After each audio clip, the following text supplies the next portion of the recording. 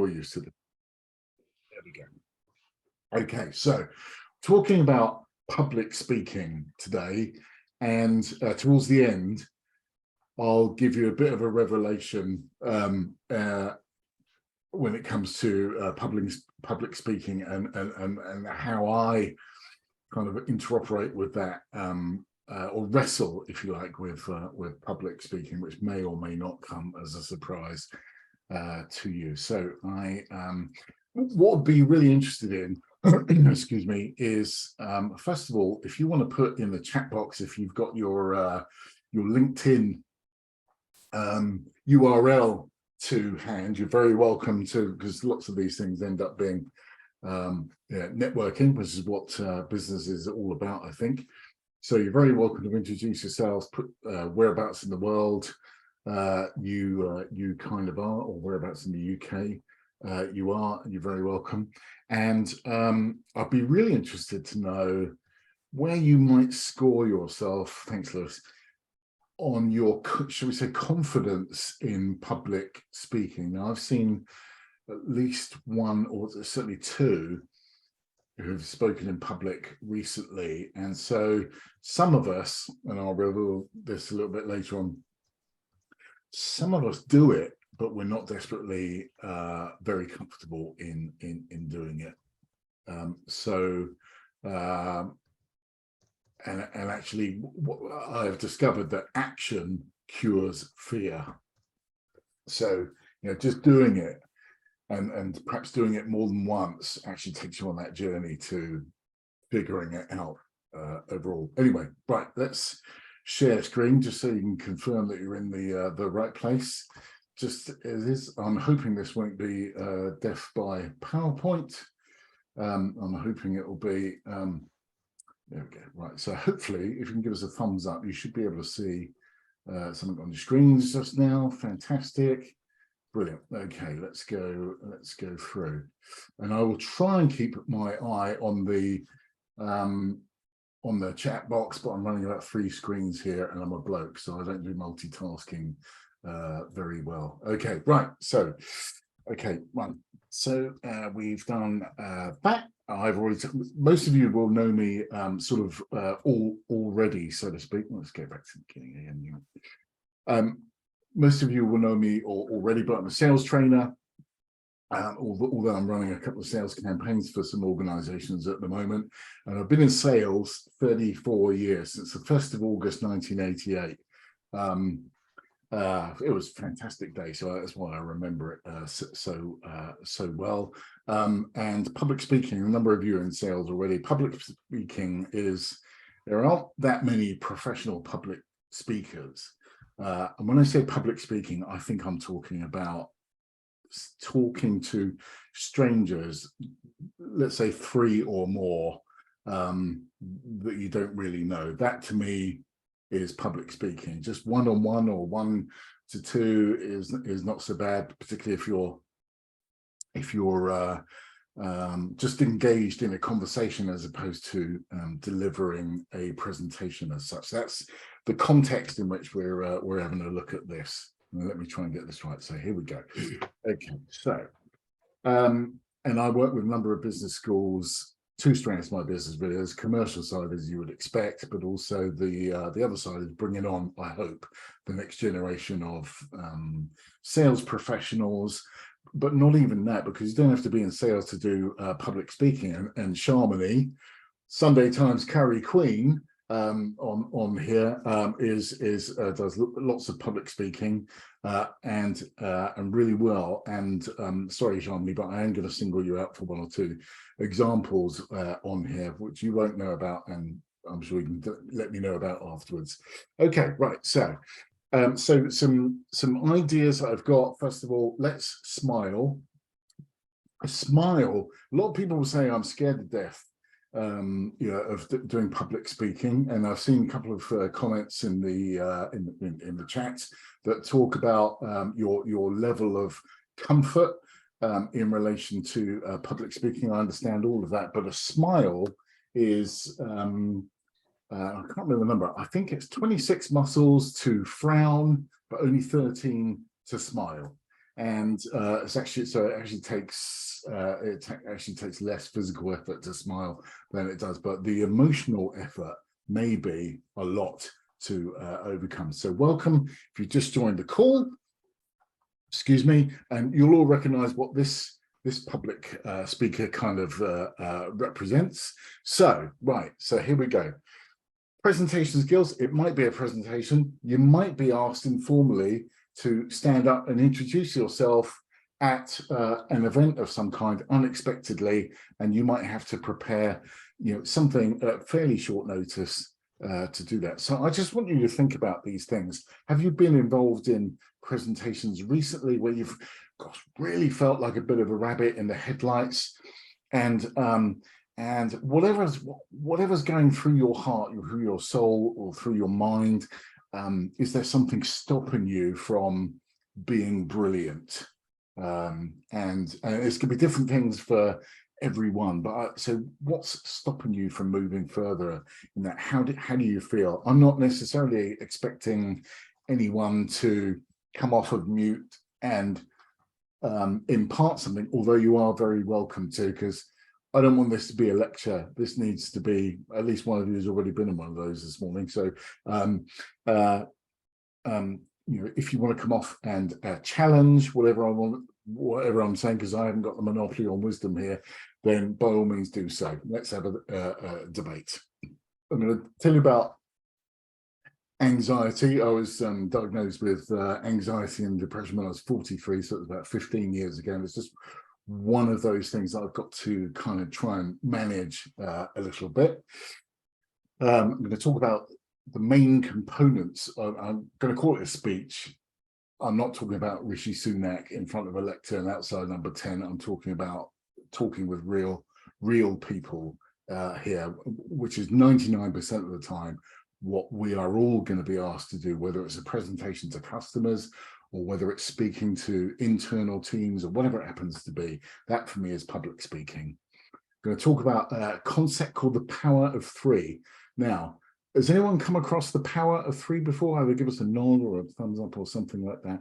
Really, really important. So just in case you're thinking that's only for people in the early part of their career, that's only for the juniors, it's absolutely not. The power of three is immensely powerful. In fact, having spent time in as many sort of C-suites as I have, I can tell you three is enormously powerful at that level. Really, really important. I can't understate that enough. Okay, right. So now we've already talked about this, and you're going to have that in your mind, but just bear that in mind as we go through, because whenever you score yourself out of 10 at the beginning of this, whether you express that or whether it's just in your mind, and I don't mind either way, I want to get you at least 2 points above that, not 2% above that, because that would be I feel like I'll fail if it's only 2%, but 2 points. So if you scored yourself a 3, I'd like to get you to 5. If you scored yourself a 7, I'd like you to get to 9, although that will obviously be a little bit harder, but that's where I hope I can get you. All right, so some common mistakes, first of all. Excuse me. Some common mistakes is panic, especially when you're put on the spot and you weren't expecting to. So there should be a bit of a mindset whenever you go into a situation at work or personally where you're kind of almost armed, if you like. As soon as someone says, Midwin, would you like to say a few words? Or Lewis, would you like to say a few words? Then you kind of get into gear, if you like, straight away, and you don't have to go through that panic, that rabbit in the headlights kind of emotions. So panic is, I would say, a lot. And main reason people panic is because they don't have the tools, if you like, to get them through the first part of that process. They can often talk too fast. What often happens, and I have to say, I've been doing this a few years, it can happen to me as well. So I'm kind of lecturing to myself at the same time, but we can talk too fast if we're not careful. Now, in the chat box, does anyone know, apart from Midwin, who I told about this just recently, Does anyone know what our natural rate of speech is? How many words? But yeah, they're smiling already. So anyone know how many words we typically talk out in what I would call regular dialogue, such as I'm speaking just now? Any idea how many words per minute we talk at? I'm just waiting for a couple of 120 from Spencer. That's a really good guess, actually. Not quite correct, Yeah, but I'd have gone a little bit more. I'd have gone maybe 135, 140. yeah, Lewis, well done. Thank you. 140. You can Google it afterwards by all means, but the natural rate of speaking is 140, with gusts maybe of up to 180.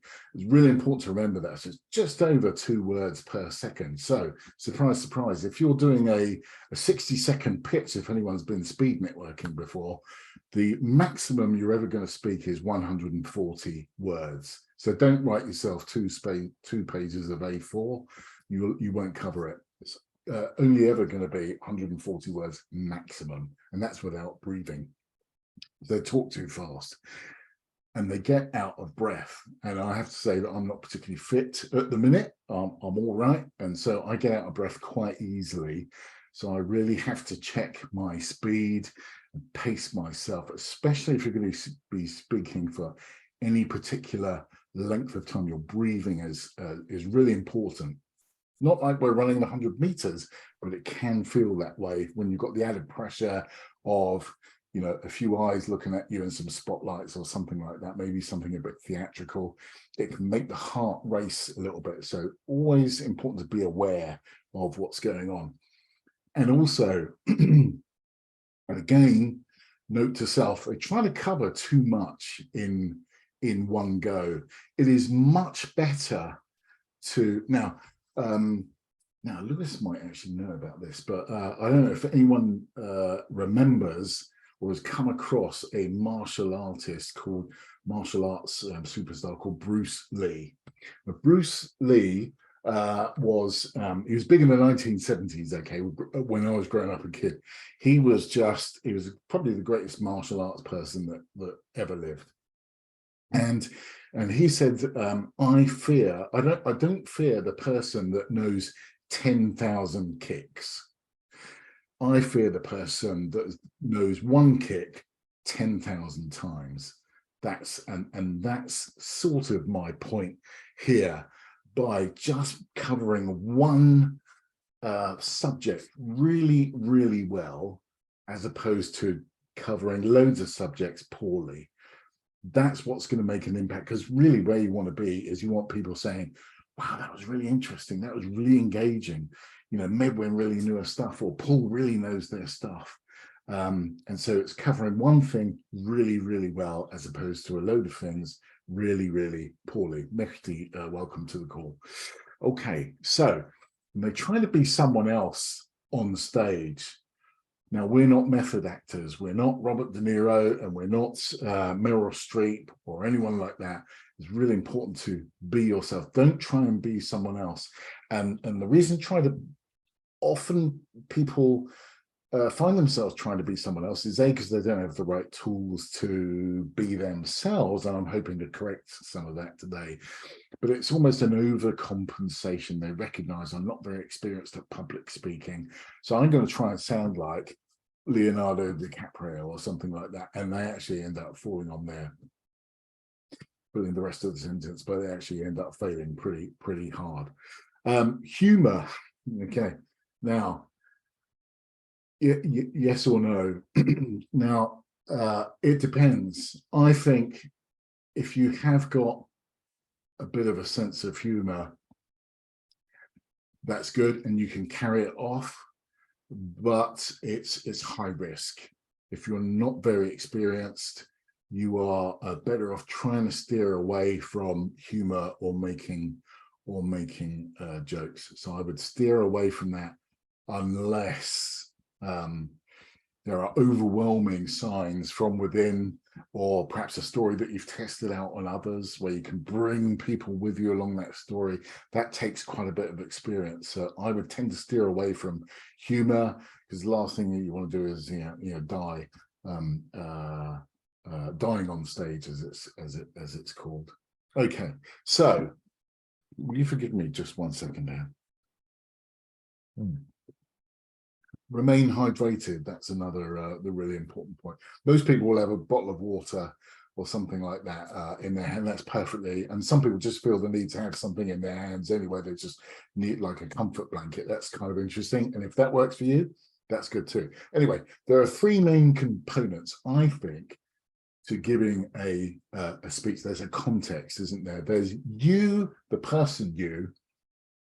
There is your material, and Paul, I'm going to single you out for a second here because I think we're in similar occupations, and so I'd be really interested in your point of view on this, your content, and then there's the audience. Now, for me, this is not scientific. This is just me putting a presentation together with I think. And the point I'm trying to get across is the percentages may change slightly, but I think I'm more right than I am wrong. Paul, you're welcome to. My point is here. Yeah. If you know your content and you know your content really well, and you can talk to it really well, that will get you through almost anything. Paul, how would you feel free to challenge me on that? I just wanted to check in with you on the you and the your audience. The components of the presentation is 3-way here. You're saying content, 100% agree. It's got to take up more than the share of the rest of the other 2. But the you, is that the personality of you, how you look, how you come across? I think it's, sorry. Karen. No, by all means, take one at a time. Is that you about you, how you look, how you come across? It's the complete you, if you like. Your contribution to that because your content, I think, is separate. It's important, and it's actually probably the most important thing. Yeah. But I think then what do you do? How do you bring that content to life? I think. Got it. So that's your personal emphasis and personality emphasized within the presentation, and the audience, the components of your presentation. If 20% wasn't ascertained to the audience there, if what you're talking about, no matter how good you are or how good your content is, if your audience don't want to hear it, your presentation won't go down too well, I guess. So I agree with your 3-way there, your points, Keith. Fantastic. Checks in the post. Thanks. Thank you. I'll take that. Thank you for that. I was almost certain that would raise a smile, so that was my point. I was fairly confident in delivering that. Now, we haven't rehearsed that, Paul. Please confirm we haven't rehearsed that. Okay, but that's just me. That's right. I've been around the block a few times. Thank you for that. My point is, don't worry if you're worried, so to speak. First of all, it would be unusual if you weren't worried about having to do a thing. The point is that it's not 100% about you. In fact, it's only about a third of it is down to you. Now, it should fill you with a degree of comfort. Your content. Are you fantastic at cooking curry? Sharmony. Cook curry. I haven't bought a takeaway since I've been on one of your classes. Just haven't. And because my curries are so good now, Mrs. Roselle loves it, and all of that. Sharmony knows her content inside out. Probably doesn't even need to refer to a recipe book. You can just you've done it so many times, really experienced. You can just kind of talk about that. Not an issue. The only things that are an issue really are what's the audience. And most of the time, like today being a specific instance, the audience is there to receive information or to engage about public speaking. So we're probably on a winner there as well. So there's in instances like that, there's very little that can go wrong. I'm not going to say that's 100% guaranteed because life's not like that. But what I'm saying is there's less to worry about than perhaps you might think. So if you can get your content sorted out, you sort you out, your audience is 20% or thereabouts, but they're there because they want to hear what you've got to say. So you can be comforted in however you interpret that word, that you should be okay. I'm just trying to watch the time here a little bit. Feel free to come off of mute, challenge me, personal experience, all of that. This is not intended to be a lecture. Okay, so yeah, well, we've already done that. Okay, so here we go. Breathing, I've already talked about that. If you're in a setting where there's, I mean, I'm on a Zoom call right now, so I'm not going to be moving around. I'm certainly not going to get up out of my chair, or although I am wearing trousers, so don't worry about that. But I'm not going to be moving around. If you're in a situation where you're in front of a presentation screen and you've got loads of people out in front of you, somewhere between 10 and maybe 10,000, you may want to consider moving about the stage. And the reason, or lecturing to other students maybe. And the reason being, first of all, if you're moving around, it's more engaging for people to keep following you. You don't have to be quite as charismatic with your words. It helps if you are, but if you're moving around, it exudes confidence, it builds trust with your audience, and it actually makes you feel more confident. You're kind of owning that stage a little bit without being, should we say, arrogant or egotistical about it. You're giving people a fair share of you. You're not biasing one side, staying on one side rather than the other. You're moving around a little bit. Plus, it's harder to hit a moving target. So you might want to bear that in mind as well. All right. So the last piece is now, some of you will be familiar with the Moravian diagram, which is the construct of communication. I want to talk about the voice here, which is around pitch and tonality. So that is one way that you can, again, to keep the audience engaged. Let me exaggerate for effect. If I just speak like this with no variance in my pitch or tone, it becomes very boring very quickly. A monotone, monotonous, look it up in the dictionary, it's not very complimentary. So as we're speaking, bearing in mind our frequency of speech is never good, probably not going to be more than 140 words per minute. People won't understand. But we're going to lower our tone if we want to deliver a point or land a particular point. We're going to raise our tone if we're just moving forward and perhaps going to be asking a question at the end of that sentence. I wonder if we will, for instance. So your tone is as important as, in fact, it's about 5 times more important, if you remember that diagram, than the actual words that you're using. But you notice I lowered my voice at the end of that just to land the point. So tonality is really, really important. So we haven't even got to your content yet. And yet we can get our breathing right. We can move around the stage and keep our audience engaged with what's going on. We can vary our point, our pitch and our tonality. The audience is remaining engaged. Okay, what's next?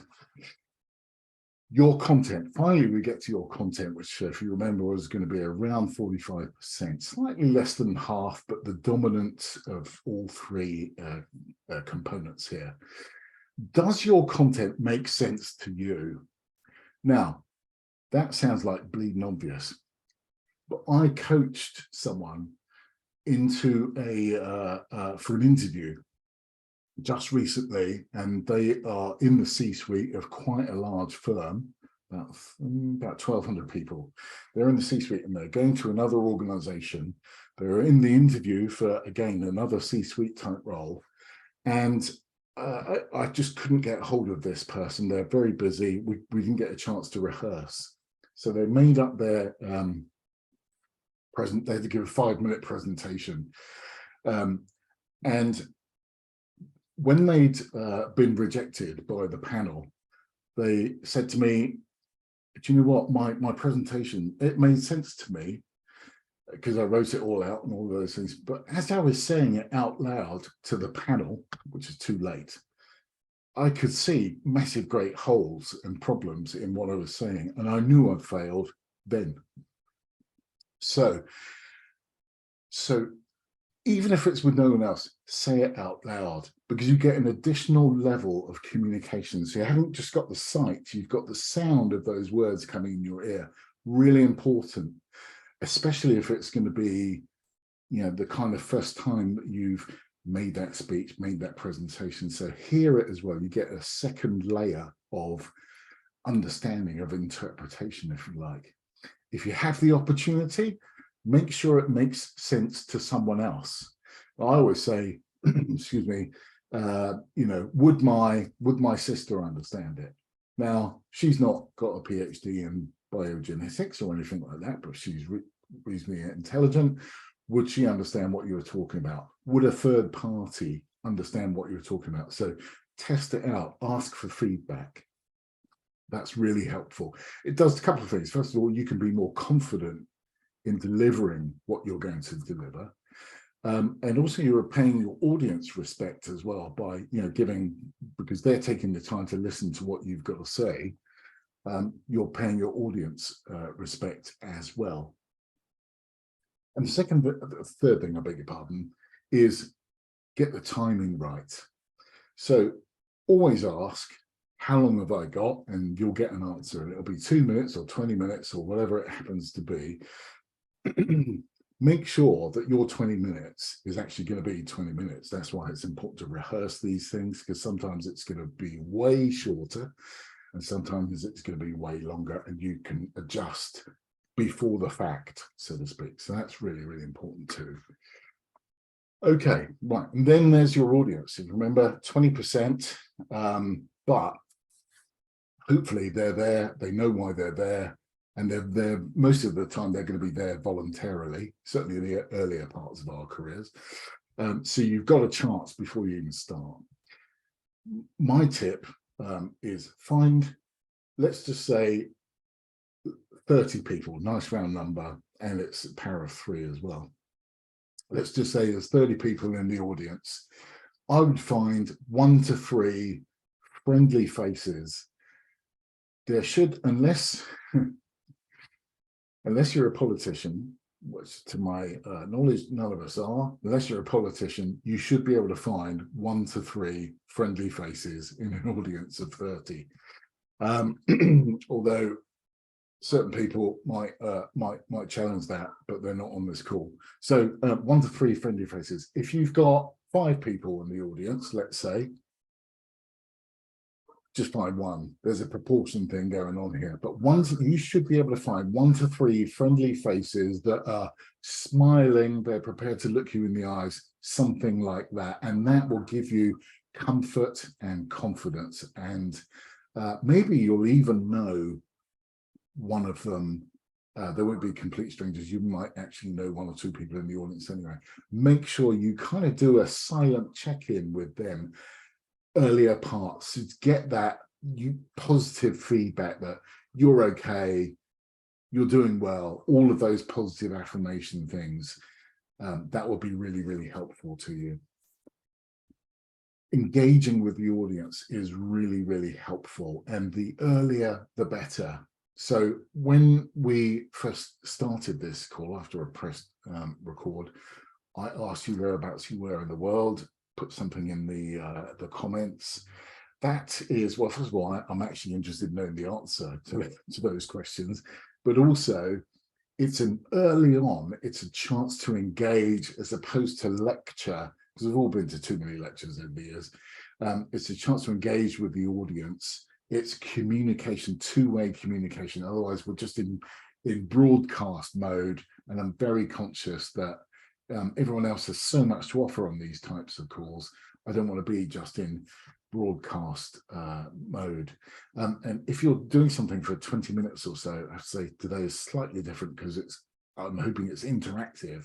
But if you're given 20 minutes to present, excuse me, always, always, always leave 5 minutes for Q&A at the end. And the reason being is because people are less likely to remember the beginning part of your presentation. They're more likely to remember the end of it. And if you leave the presentation, like you hand over to your host or whatever it happens to be, if you leave it on a point of engagement where everyone's kind of involved, they will come away saying fantastic things about Paul's presentation or Mickey's presentation. They'll say, God, that was really interesting. I really enjoyed the toing and throwing on that. That's the bit they'll remember. If you start off really nervously, but finish on a high, they'll remember you more likely for the latter. So that's really important. Leave time for Q&A. Now, if you have a chance, here's a hot tip. In England, Britain, tend to be a bit more reserved. So sometimes, and I don't know if anyone's got experience of this, when you finish something, anyone got any questions? Everyone looks around going, I haven't got a question. I don't want to ask a question. Until someone puts their hand up and is prepared to almost break the seal, what I would call breaking the seal on that particular context, and say, actually, actually, Spencer, I've got a question. Can I ask it? And then you find there's 25 other questions afterwards because somebody's broken the duck on all of that. Someone was about to say something then, were they? Yeah, it's funny. It's you're talking about the fear of public speaking and how we overcome it. You've just referenced public questioning, because until that first question's asked, no one else wants to go first. Yeah. So it's the reverse of what we're doing, isn't it?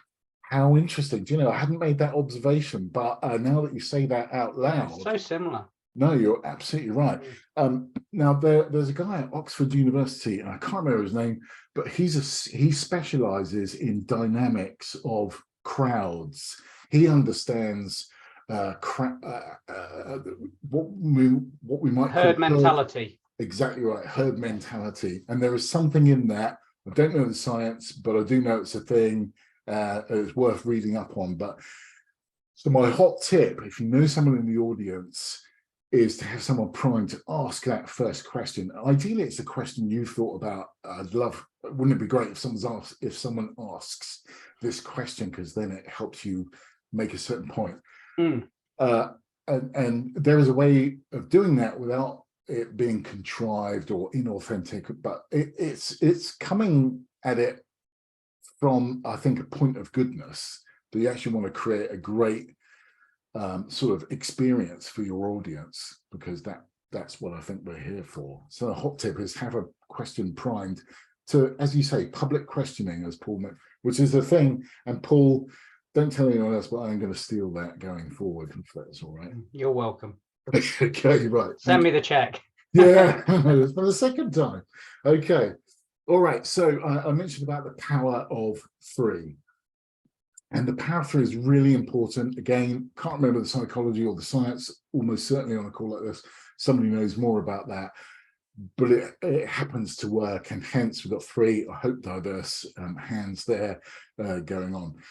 I tend to, I spent a lot of time in the city where they're big fans of 2-minute meetings rather than 20-minute meetings. Is their pragmatism, we might call that, into segmenting your speech into three things: what, so what, now what.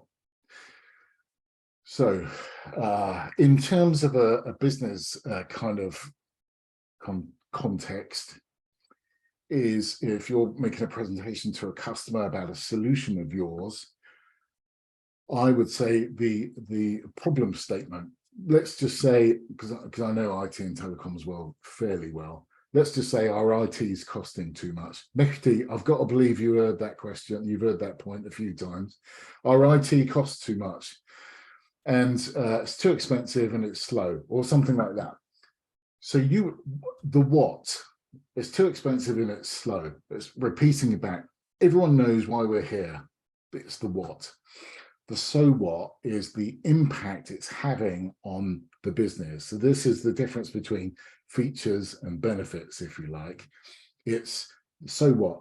It's too expensive and it's too slow. If it's too expensive, then that's gonna, do you remember, we either help people sell more or cost less. That's what we do. We increase their sales and we decrease their costs. That's the only two benefits you can deliver. So the so what is our cost base is too expensive. We're not making enough profit. So we need to get those costs down. That's the so what. And it also could be preventing us sell more stuff because we're not very agile. I'm getting into areas I don't want to major on, but anyway, that's the so what. How's it affecting the business? And the now what? So if we assume that's okay, now what are we going to do about it? Which is the major part of the conversation. Assuming the first two we've encapsulated well, we've done our research, we've done our talking to the customer. Now what are we going to do about it? If we spend all our time engaging with the audience, the customer on that part of the speech, the presentation, then we're in good shape. We're fully engaged in that. The other thing is, before you actually, and I covered this a couple of weeks ago on presentation skills, which is a bit a different take on this, is at the very beginning of, again, power of three, at the very beginning of your speech, what is it you want the audience to say, do, or agree as a result of making a speech? You want them to agree that you're the best supplier of the best solution provider. Is that what you want? You want to, if you're speed networking, you want a referral to someone else who's interested in those services. What is it you want to achieve? And start with the end in mind, if you like. So, power three. Okay, here's some examples. As it comes to the new green bill that's going to be coming down from government, the strapline is going to be something like inform, insulate, invest. Power of three. They also begin with the same first letter of I, so that additionally reinforcing inform, insulate, invest. Face, hands, mask. Remember at the beginning of the pandemic, certainly in the UK, Mehdi, that was what they were talking about. On the Prime Minister's rostrum at the time, it was face, hands, might have been in a different order, but it was certainly those three words. Power of three. Start, middle, end. Power of three. Going, gone. Power of three. The West Wing. The second best TV box set ever made. Just before Breaking Bad. Medwin will argue that another time, I'm sure. Okay, right. So I'm trying to respect time now, so we are into the last couple of minutes or so. I'd be really interested to know, now that we've kind of bit of a whirlwind tour on public speaking, but you know, in the time allotted, I hope that was you got some tools out of that. Bear in mind the number that you might have had in your mind. Where do you think you might be now? Have I done my job? Have I got you 2 points further ahead? Is there something that I'm lacking? You can tell me. I'm not a doctor, but you can tell me. How's that? And is there one thing, again, come off of mute if you prefer to, is there one thing that stood out for you more than anything else? Feel free to give me a shout. And I haven't primed anyone for this, so that may come back to bite me. I think actually your point about having someone there to answer a question is quite interesting, because I know we've spoken a lot about you know, British culture, and just the way that we communicate with each other is heavily based on the weather, and we're kind of this really awkward group of people that don't really say what we mean. And I've been in several situations where there's been a Q&A that started and no one's been able to answer a question, but as soon as one person does, it feels like it's never going to end. So that it's not something I considered before this session, so that was interesting to think about. Yeah, that's a really good shout. It's not on here, but there's a guy called Pete Morgan who is a podcasting coach. He's ex-BBC, really accomplished presenter. And I saw him do a presentation once when I first met him 5 or 6 years ago, I suppose. And what he did before, and he was due to go up on stage for about 20 minutes to give a talk on podcasting. And he had 10 cards with questions already written out. And he, before he went up on stage, a couple of minutes before he was going to get called up, he went to individuals in the audience. There must have been 30 or 40 people.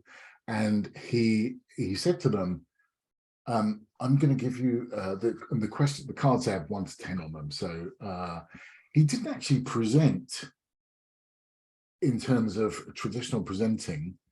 he obviously knew what order they wanted the questions to come in, numerical order, but he handed the cards out in advance. So he would say, oh, Medwin, here you go. Would you mind asking this question? And because you've been given permission by someone in authority, the person speaking, you're more comfortable with when Pete says, Medwin, what's your question? You ask the question. So he got instant engagement. I thought, no, I've not done that before. But I thought that was a really interesting way of approaching, because you've got instant engagement there. So maybe that's something that might be worth considering too. So thank you for that, Medwin. Anyone else before I move on? I'm going to take that as a no. Okay, right. So we actually one quick thing. I was scanning around all over the place looking for it. I think the 1 to 3 friendly faces is a really good one, actually, because I tend to just always look at the back of the room, because I'm too scared to look in the eyes of people when I'm actually looking about. So I don't tend to do that. So yeah, that's really interesting. Thank you for your candor, Spencer. So even though you might have been uncomfortable disclosing that, I can assure you, you won't be the only person that feels that way. So yeah, I mean, and actually, I think that's a really good shout. I suspect a lot of people do actually do that. And I share a tip for Spencer there, if you don't mind, Keith. No, please do. Yeah. I'm terrible with eye contact, and I've been in account sales management for 20 years. So how on earth I've survived, I don't know. Eye contact's the oldest school trick in the book. Everyone needs it. It gives assurances and builds confidence and trust. Overuse eye contact and you become a stalker. So let's not go there. But Spencer, look, my only advice to you on that one is you've just come across with your confession there of eye contact in a room of 10 or more. You know, when we're on Teams, I've found that looking straight down the camera, whether you're in a 1-to-1 or in a 5-to-1 on a Teams, is a really hack or a cheat hack way of learning to be comfortable to look into effectively what is a virtual eye. And since I've been using the virtual camera or the eye in front of me right now to talk to, I've found it easier to build a little bit more continuous eye contact with whoever that might be in the room. So that's my only advice to you there, Spencer. Well, thank you very much. I'll send you the check as well. It's a sign. Paul, I can tell you, I listened to a lecture on that very point yesterday, on the point that you're making about looking in the camera lens here, as opposed to someone in the eyes. That's called disinhibition. Right. And I like it. Yeah, so you can Google that afterwards, and I can't. It was someone from SOAS. It was a respected institution. It's called disinhibition. People will be braver on screen because there's no danger of anyone punching you in the face. That's what it comes down to when you're on a screen versus when you're in person. In fact, if you're in a crowd, there's less chance of being punched as well. So people are it's a caveman type dynamic that's going on in the chimp side of our brain. For sure. But I'm really glad you brought that up. So it made me look really clever, but it was only because I listened to something yesterday. It's good though. Thanks for the contribution. All. Thank you. Yeah, right. One last thing. So hopefully we're sharing now is the reality. I'm 1 minute over. I do apologize. So in 30 seconds, Neil Armstrong, as he was landing Apollo 11 or landing in Apollo 11 on the moon, and you can hear what he's saying if you go to the various websites on this. He sounded really, really relaxed as he's saying, oh yeah, we're doing this, whatever it was he was saying. His heartbeat, because they measured it all, was at 150. The point being is what's going on the inside is not what is being displayed on the outside. The only time you can do that is when you really know what you're doing. Okay, and I said to you at the very beginning of this that I would show you the reality of what things are like for me. So even though we're here, I'm not going to get punched in the face or anything like that, is that, and I don't know if this will come out on your screen, but I did my first live in training thing about 6 weeks ago in the West Midlands, and I don't know if you can see, but I am bathed in sweat there. So whilst I was, gregarious and confident sounding on the outside externally, I didn't know about this until I got outside after I knew I was warm. So note to self is I can't stop that happening. And I'm sorry to end up on that image. You probably can't unsee that, but anyway, I'll leave you with that one instead. My point is now I've gone out and bought t-shirts. So if anyone sees me and I'm doing something and I'm wearing a t-shirt under my, it's not because I want to look American. It's that I actually just want to, I just don't need to see me perspiring. That's my point. Okay, brilliant. So thank you very much for your full-throated engagement. Is there anything else that anyone wants to say, just while you're thinking of something? I do this every Tuesday, primarily because yes, I want to help and contribute and all of those things, but it helps me bringing up new material for my sales training. So now I've got myself a module together and you've been kind enough to sit through it. If you have any subjects loosely related to sales, be it closing or negotiation or anything to do with really doing business, I would love for you to message me and just to give me more ideas on what to present about. That would be really helpful. Okay, breaking interesting one, breaking the ice. Okay, yeah, okay, I'll put some thought into that, Mickey. Thanks for the shout. In the meantime, what I'll do is bid you a good rest of the day. I'm well over time now, so bugging me a roll, but I'll get you a link to the recording afterwards. And I really hope it's been worthwhile use of your time, and thank you for your attention. And I'll look forward to seeing you in due course. Thank you. Cheers. Thanks, everyone. Take care. Thanks, Keith. See you later, guys. Have a good one. Cheers. Bye, everyone. Cheers.